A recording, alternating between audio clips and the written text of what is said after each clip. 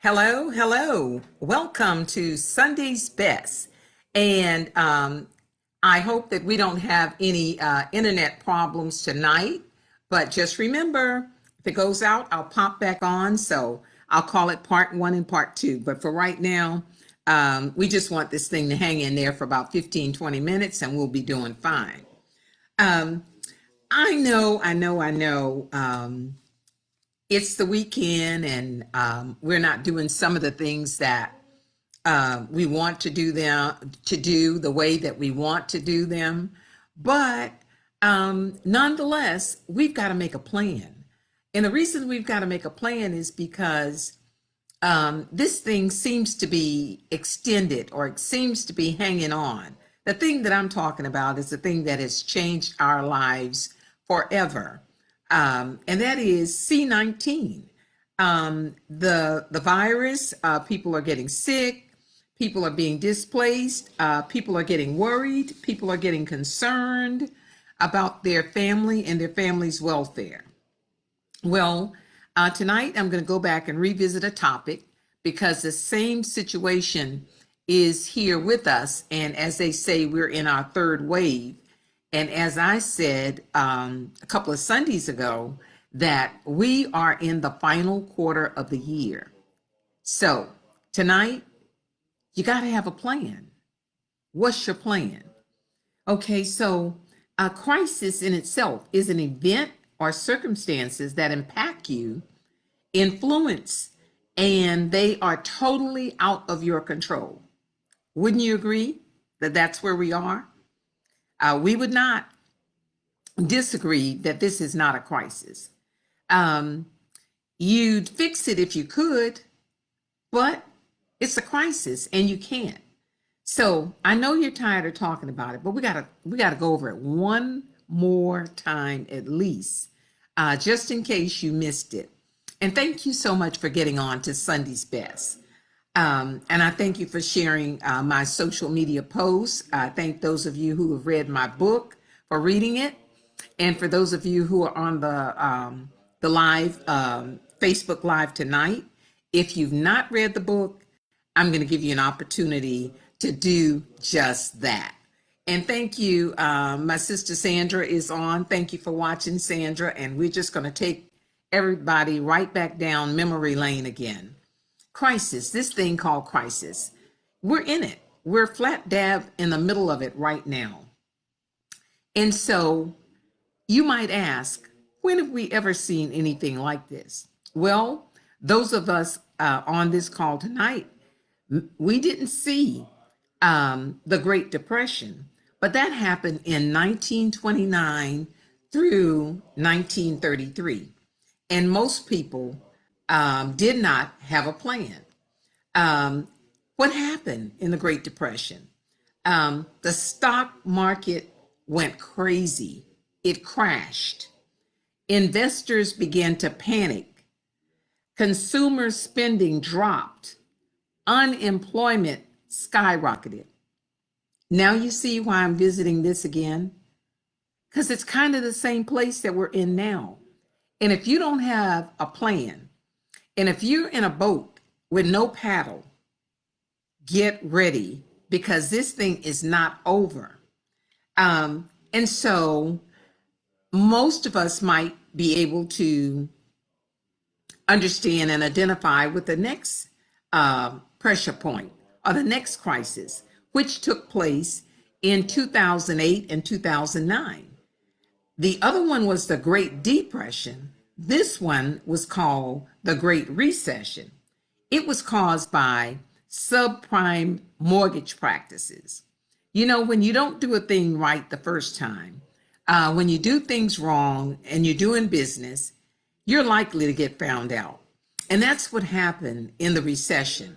Subprime lending, doing things under the table, doing things that would come back to bite us all, whether you were buying, whether you were selling, or whether you were just on the planet. You had to go through the same crisis. So in 2008, 2009, people without a plan panicked. Loans were granted to borrowers who had poor to no credit. Foreclosures were waiting to happen, and the economic decline took place. And the government put a stimulus package in place, but how many of you know that was only temporary? And the same thing with this C-19 economic downturn. A stimulus was put in place, but you know, really, a stimulus is to stimulate the economy, which means you're given the money, but you're expected to spend it so that the economy can grow or get back to normal. But when you don't have a plan, you get blindsided and you start to panic. So tonight we're going to talk a little bit about the plan. Crises have a rippling effect, a trickle down effect. Job loss, less money for vacations.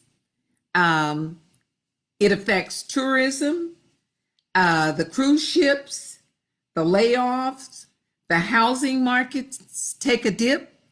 We've been blessed here in South Carolina, or at least in Columbia.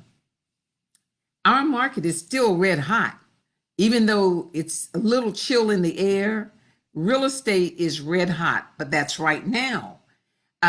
You better get a plan, because I promise you, the foreclosures are coming. Some of us may be saved, but the rest of us are going to still go through what is called the effects of a crisis. So, when things get out of control, politics, economics, job losses, businesses closing, downsizing, people who are opening a business or hoping to open a business, they get, you know, they get demotivated, because you can't half open a successful business. It's hard to be told on one hand, operate at 30% or operate at 40% and still be 100% successful. Thank you for getting on, Calistine. And yes, I'm trying to educate others. And so finances in a crisis, things get out of control. Schools are closed this time around. I don't think that was the issue with the Great Depression nor the recession of 2008 and 2009. Schools are closed. So you know what that means. Parents have to go back to school, kinda.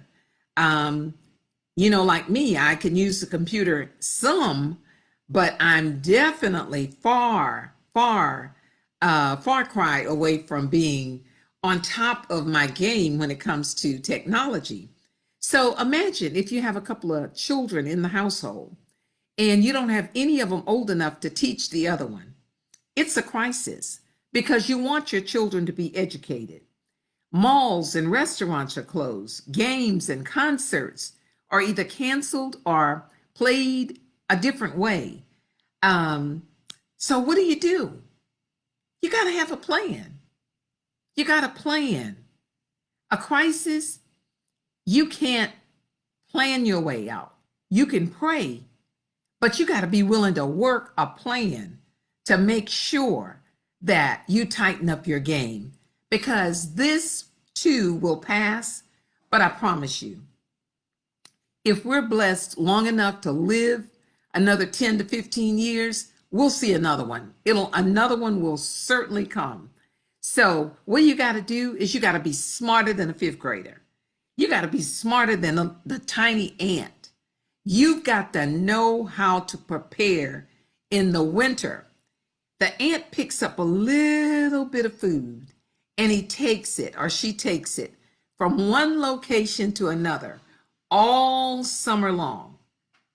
So being busy, being smart, being creative is a part of the ant's mindset. They don't get blindsided by a crisis.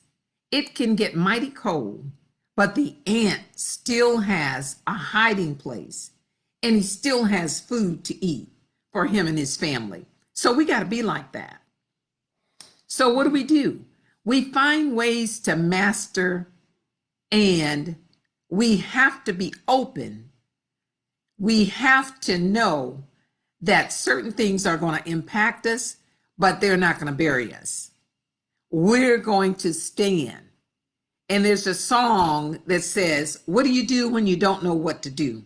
And it says, you stand. You stand when you don't know what to do. And so while you're standing, don't go to sleep. Stay awake. Be vigilant. Be creative. Be willing to think outside the box. Be willing to do what others won't do so that you can have what others will never have. You got to have a plan, folks, and you got to work that thing. You got to work it. You can't just lie down and think it or make an excuse. Well, I didn't do anything in 2020 because of C-19. It was a crisis. That will not excuse you. That will be an excuse, but everybody would have heard it. Okay? It won't be new to anybody on the planet. Everybody's going through the same thing you're going through. It's the same storm, but you know what? We're all in different boats, and we have to paddle, and we have to keep it moving forward. Even if we have to back up, we back up to go forward.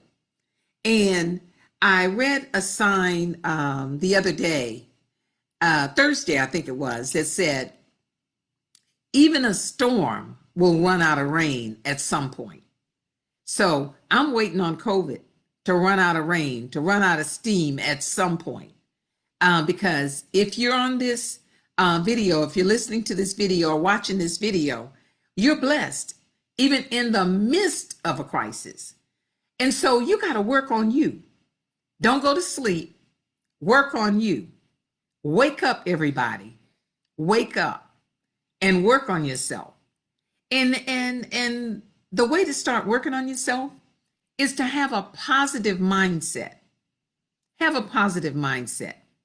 What can I do now that will will have a positive effect on my future? It's not time to go to sleep. Life is too short to pause too often. You got to be making it happen. You got to be thinking of ways. And Dr. Miles Monroe asked a question. I was replaying one of his YouTube video, and he was talking about 2008, 2009. And he said, how do you succeed in the middle of a crisis? And he gave some ways. And he said, we are in the middle of a crisis. The haves and the have-nots are there. Same thing with this corona. The have and the have-nots are in the same storm, the same crisis. But those who prepared well, those who just said, let me pull out my plan. This is my rainy day plan. Let me pull it out. Let me see what I wrote down. What is the prognosis for me and my family? How can I look at the brighter side? If you had a plan, and if you have a plan, roll it out and see where you are and see how far that plan can take you and your family. Because it looks like, I just said looks like this thing may be with us another 6 months to a year. And you know, financially, most people cannot go more than 90 days financially without there being a crisis in their household. It's just the truth. Most of us live paycheck to paycheck, and that's not a good plan. And I'll bet you can say amen to that now, because it's been 7 or 8 months and People's finances are falling apart, really, literally falling apart. So, crisis mode. When a boxer knows that it's the last round, they had on their gloves the entire time. And no doubt, every time they went to that corner, they were told either you're behind or keep doing what you're doing because you're winning. But I'm sure before they go back out there, they're thinking about, you know what? If I can get that knockout punch, if I can just do the knockout punch right now. And even when you're playing in the last season of the game, when you're playing basketball or football, and you're looking to go to the championship, or you're looking to go to the Super Bowl, and you know that the competition is tough, you make a plan. So Dr. Miles Monroe says, prepare now for the knockout. What's your plan? Because we're in pretty deep right now. Who's prepared to pray and to fight your way out of this crisis? Yeah. You have a part, and God has a part. And it's Sunday's best. And my best advice to you is pray and plan to fight your way out of this. What can you pull on? What is your strength in the time of a crisis? We can only control the controllable and forget what's out of our control. The things that are out of our control, we have to plan to dig our way out. But forget the fact that if it's a crisis and it's imposed upon you, you're in it with everybody else. So the difference is going to be what you're going to do about it. All right? So that's what I wanted to share with you for tonight. And with that being said, there's one, and I know there's some of you ladies on here that have read my book, but I want to tell you what I did in my profession in the time of crisis. So I'm going to page 115 in The $1 Million Producer, My Journey from the Cotton Field to the Capital City.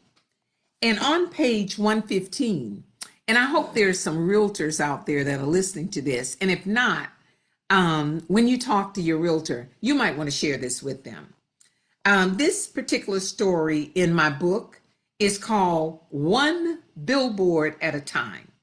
In business, you have to find what works, and then you have to work it hard, fast, and furious. Columbia is the capital of South Carolina, and it was a new home for us in 1980. It was a wonderful city to start in a business or to even go to a job. But for me, when we came to Columbia, I went to work at an insurance company. All right. And so I'm going to skip a little bit.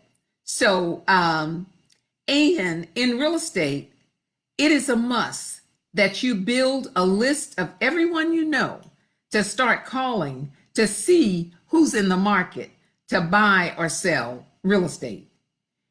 When you don't have a family in town, and we didn't, and friends, and when you're not in a sorority or fraternity, or you don't have the military connections as most people do in the Columbia area because of Fort Jackson, or because they went to school here, you have to make a plan.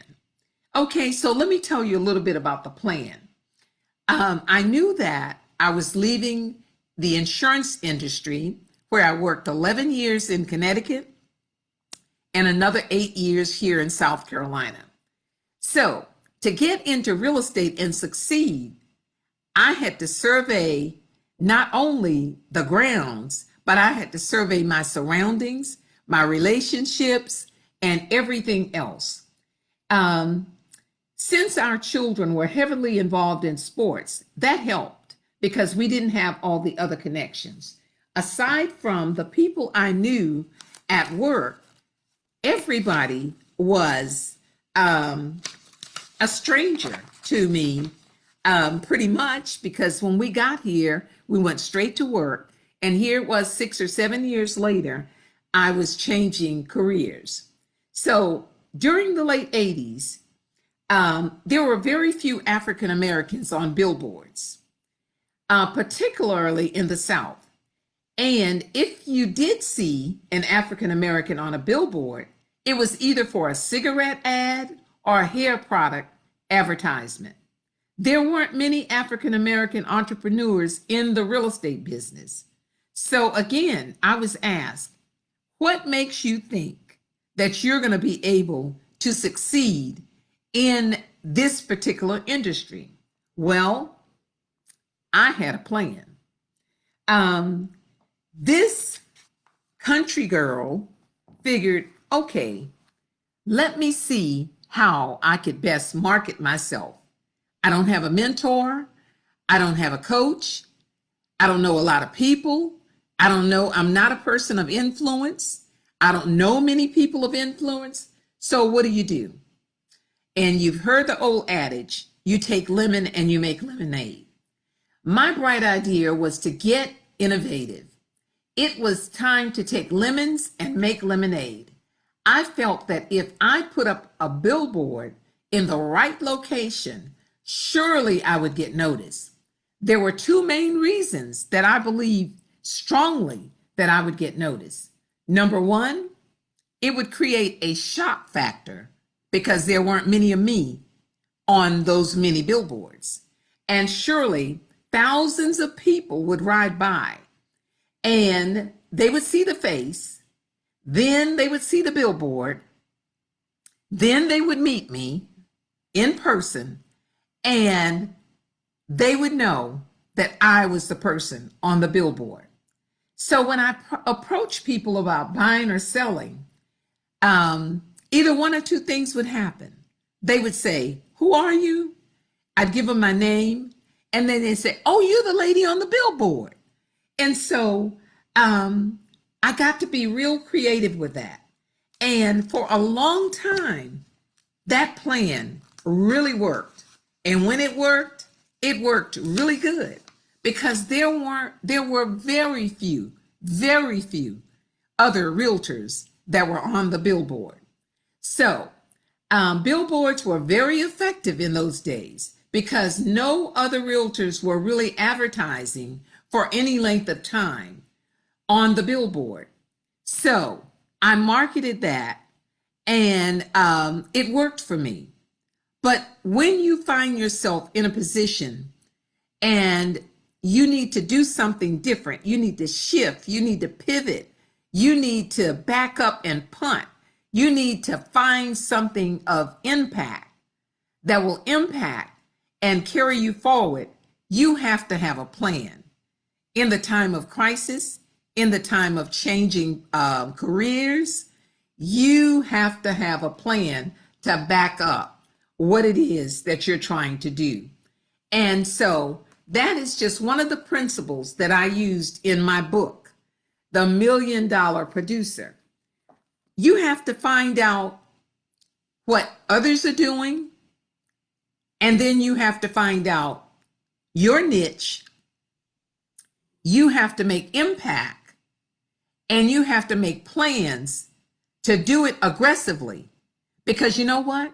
As soon as you're doing a good thing, there are going to be other people that want to get on the gravy train, and they'll do it. So you got to get on it and you got to maximize it. So I encourage you tonight. We're in this storm. We're in this crisis. Find a way. There is a way. Find a way. Use it.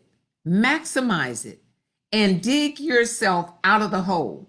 No, now is not the time to get into more debt. And I see other people are on, and I really appreciate you all. And I don't know if anybody has a question, but I just hope that something that I said tonight will resonate with you. And yes, I'm trying to educate. And you know, I think Michelle Obama said it. When the doors are open for you and when you rise to the top, that's not the time to slam the door. That's the time to invite others in so that they too can win. Because you know what? There's a lot of winning to be had. Even in this season, even in the crisis, there are people that are going to win big. There's going to be a shift of wealth.